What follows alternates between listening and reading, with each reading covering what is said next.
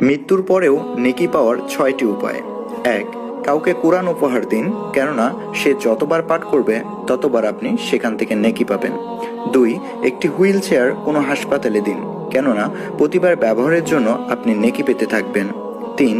মসজিদ বানানোর কাজে অংশগ্রহণ করুন। 4.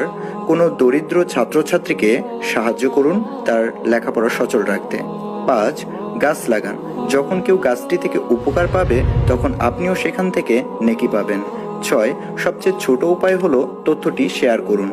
কেউ এটি দেখে যদি ওপরের কোনো একটি কাজও করে তবে আপনিও কিছু নেকি পাবেন।